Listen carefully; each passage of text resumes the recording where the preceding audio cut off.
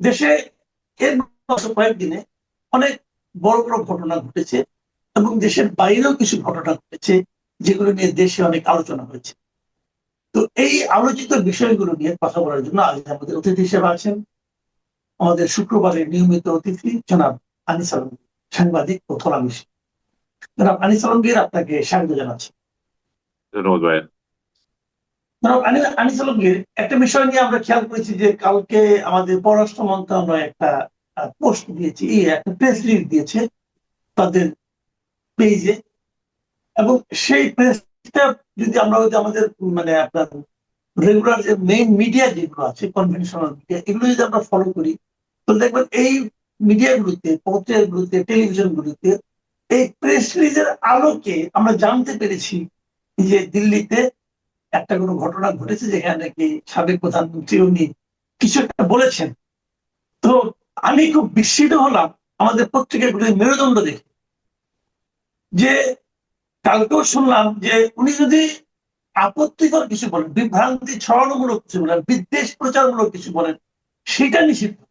কিন্তু একটা অনুষ্ঠান হয়েছে, ঘটনা হয়েছে, ওটা ইভেন্ট, ইভেন্টের খবর কেউ বললো না। আপনার কাছে আমার দুটো প্রশ্ন। একটা হলো এই যে সাংবাদিকতা আমাদের, এটাকে আপনি কিভাবে দেখেন? নিজের সাংবাদিক ছিলেন, সাংবাদিকতা ছাত্র, সাংবাদিকতা শিক্ষক, আপনি এটা কিভাবে দেখেন? আর দ্বিতীয় প্রশ্নটা, আপনি দীর্ঘদিন ডিপ্লোম্যাটিক করেসপন্ডেন্ট ছিলেন, তো এই যে একটা প্রেস রিলিজ গভর্নমেন্ট দিয়েছে, মন্ত্রণালয় দিয়েছে, তার ভাষা এবং আয়তন ইত্যাদি নিয়েও নানা রকম প্রশ্ন হচ্ছে। আপনি দুটো বিষয় নিয়ে আমাকে পরপর একটু বলেন, শুনি। প্রথম বিষয়টা হচ্ছে শেখ হাসিনার সংবাদ সম্মেলন, যেটা আমরা দেখেছিলাম যে যে তারেক রহমান যখন আহ দণ্ডিত হলেন আদালত কর্তৃক, তখনও কিন্তু অতি উৎসাহী আওয়ামী লীগের কিছু আওয়ামী মনা কিছু আইনজীবী হাইকোর্টে গেলেন যে তার বক্তব্য যাতে প্রচার এখানে না হয়। তো কোর্ট যথারীতি আদেশ দিল যে তারেক রহমানের বক্তব্য প্রচার করা যাবে না, এবং আমরা তখন তো খুবই সক্রিয় মিডিয়াতে, আমরা ওনার কোনো বক্তব্য আর প্রচার করতে পারি নাই কোনোদিন। এবং বাংলাদেশে সোশ্যাল মিডিয়া ছাড়া তারেক রহমান দীর্ঘদিন যতদিন লন্ডনে ছিলেন, ওনার বক্তব্য ঠিক ওইভাবে আর কোনো মিডিয়াতে যায় না। এবং আপনার নিশ্চয় খেয়াল আছে, একটা মিডিয়া আপনার তারেক রহমানের বক্তব্য প্রচার করেছে বলে বন্ধ করে দিয়েছিল, ওই যে 21 টেলিভিশন। আহ, তো সব দিক থেকে তো এখন আবার যেটা হলো, একইভাবে আদালতে দোহাই দিয়ে শেখ হাসিনার কর্মকাণ্ড বা কোথায় কি করছেন কি বলছেন এগুলো নিষিদ্ধ। তো এটা দিয়ে যেটা হলো যে মানুষের যে জানার অধিকার, জানার যে আগ্রহ, সত্য মিথ্যা যাচাইয়ের যে ব্যারোমিটার, এটা বন্ধ হয়ে গেল।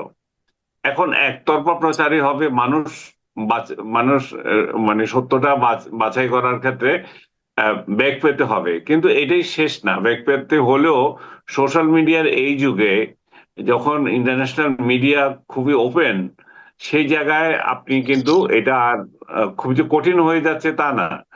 হ্যাঁ, এবং এখানে শেখ হাসিনার যে আজকের বক্তব্য, মানে আজকের মানে যেদিন যেটা যে বক্তব্যটা দিল, সেটা আহ, বরং সরকারের বাধা এবং আওয়ামী লীগের লোকদের আবার এটার প্রতিরোধে প্রচার, এই দুইটা মিলিয়ে এমন একটা অবস্থা হয়েছে যে এটা একটা বিশেষ হাইপ তৈরি হয়েছিল, এবং সেটা শোনার জন্য যথেষ্ট আগ্রহ তৈরি হয়েছে এবং দেখছিও মানুষ।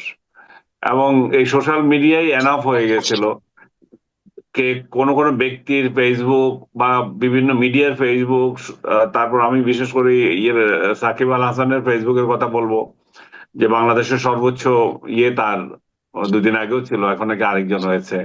তো এত বেশি ফ্যান ফলোয়ার আছে, তো তাদের থেকে এটা প্রচার ইজিলি হয়ে গেছে। তো এইটা আমি আমি ওদিনও বলেছিলাম যে এটা এক ধরনের বোকামি, এই ধরনের আহ উম, আহ, এই এই তত্ত্বে দিয়ে মানে কারো কণ্ঠরোধ করা। কারণ যেটা বলছিলাম, সোশ্যাল মিডিয়া এবং আন্তর্জাতিক মিডিয়ার যুগে স্থানীয় গণমাধ্যমে আপনার কি প্রকাশ হলো আর হলো না, এবং এটা দিয়ে কারো রাজনৈতিক বক্তব্যের কার্যকারিতা বা পৌঁছানোর যে পরিধি, এই পরিধি কিন্তু আপনি তখন আর থামিয়ে দিতে পারছেন না।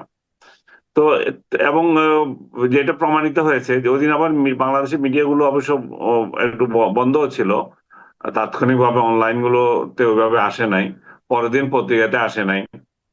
এখন রেফারেন্স হিসাবে কোন কোন পত্রিকায় হয়তো বলতে পারে, আমি জানি না বলছে কিনা, বাট এটা একটা ন্যাক্কারজনক যে, এবং সরকার সরকারের তরফ থেকে এই ধরনের আদালতের আশ্রয় নিয়ে এটা করা, তাহলে মানে গণতান্ত্রিক সোসাইটি তো আর হলো না, যে শেখ হাসিনার যুগেই তো তাহলে বহাল থাকলো, এটা এটা দিয়ে আবার প্রমাণ হলো। আর আপনার শেষে যে